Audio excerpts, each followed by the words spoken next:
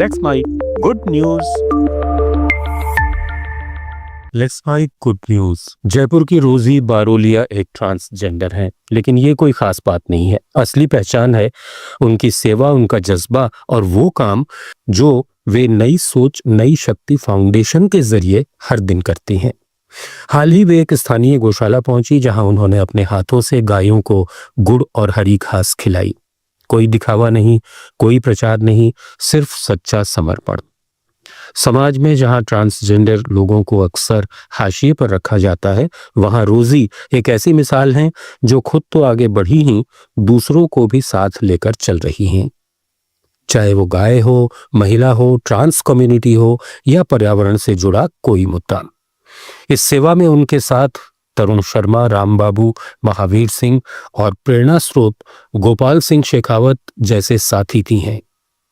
रोजी का एक ही विश्वास है, गो सेवा धर्म नहीं जिम्मेदारी है। इनकी पूरी जिंदगी इस बात का प्रमाण है कि असली शक्ति सिर्फ शरीर में नहीं, सोच में होती है। मध्य प्रदेश के इंदौर की रहने वाली 34 साल की गुरदीप कौर वासु ने वो कर दिखाया जिसे दुनिया नामुमकिन मानती है।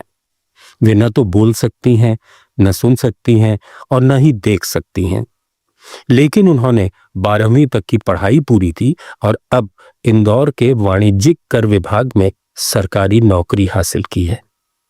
वे अपने परिवार में सरकारी सेवा पाने वाली पहली सदस्य हैं। शायद ये देश का पहला मामला है जब कई दिव्यांगताओं के बावजूद किसी महिला को सरकारी सेवा में स्थान मिला है। गुरदीप का ये संघर्ष और सफलता हजारों लोगों को ये संदेश देती है कि हौसले से बड़ी कोई बात नहीं होती।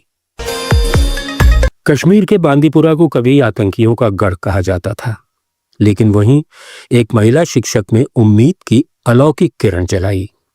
शबनम कौसर को जब आर्मी गुडविल स्कूल में नौकरी मिली तो स्कूल में सिर्फ 4 बच्चे थे और हालात इतने खराब थे कि प्रिंसिपल भी नौकरी छोड़ गए। तब भी शबनम ने हार नहीं मानी।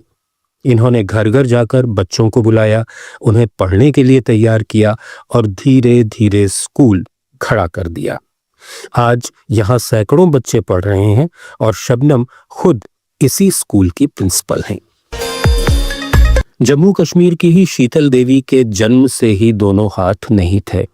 लोग कहते थे कि ये बच्ची क्या कर पाएगी, लेकिन शीतल ने वो किया जो शायद हाथों वाले भी सोच नहीं पाते।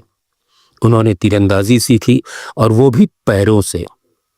पैरों से तीर चलाना, निशाने पर लगाना और फिर वर्ल्ड चैंपियन बन जाना, ये कोई चमत्कार नहीं बल्कि जुनून का कमाल था।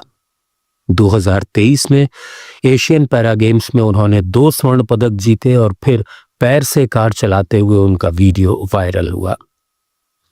ये न सिर्फ अपनी मंजिल चला रही थीं, बल्कि लाखों लोगों के लिए उम्मीद की स्टीयरिंग भी संभाल रही हैं। कश्मीर के बांदीपुरा की एक नन्ही बच्ची ताजामुल इस्लाम ने महज 7 साल की उम्र में वर्ल्ड किक बॉक्सिंग चैंपियन बनकर इतिहास रच दिया। जब ताजामुल ने स्पोर्ट्स में कदम रखा तो गांव में लड़कियों के खेलने तक को ताना मिलता था। इसके बावजूद उन्होंने सबकी सोच बदल दी। आज वो न सिर्फ खुद एक चैंपियन है, बल्कि 100 से ज्यादा लड़कियों को मुफ्त ट्रेनिंग देती हैं। उनकी एकेडमी, उनका जुनून और उनका आत्मविश्वास तीनों मिलकर समाज की सोच बदल रहे हैं। उन्होंने बताया कि बेटियां सिर झुकाने के लिए नहीं, सिर उठाने के लिए होती हैं। महाराष्ट्र में सतारा के रहने वाले भव्येश भाटिया को बचपन में रेटिनाइटिस नाम की बीमारी हो गई और 30 की उम्र तक आते आते उनकी आंखों की रोशनी पूरी तरह चली गई। लेकिन ये अंधेरे में रहकर भी दूसरों के लिए रोशनी बेचकर मिसाल बन गए। भव्येश ने मोमबत्ती बनाना सीखा और महज 50 रुपए से सनराइज कैंडल्स नाम का स्टार्टअप खोला। आज उनकी कंपनी 9000 से ज्यादा डिजाइनों की मोमबत्तियां बनाती है और 200 से ज्यादा दिव्यांगों को रोजगार देती है। वे खुद पैरालंपिक खिलाड़ी भी रह चुके हैं। भव्येश कहते हैं, मैं रोशनी देख नहीं सकता, लेकिन महसूस कर सकता हूं और ये काफी है दूसरों की जिंदगी रोशन करने के लिए। गुड न्यूज में फिलहाल इतना ही। बने रहिए लेट्स माइक के साथ। It's time for news. It's time for more than radio. Presenting the first radio news app, Let's Mike. Let's Mike, a news-based app on your phone where you get to watch and listen news, talk shows, interviews, radio show podcasts. On Let's Mike, you get all relevant information of TV, print, radio, podcast, and digital. Let's Mike talks about every segment of life.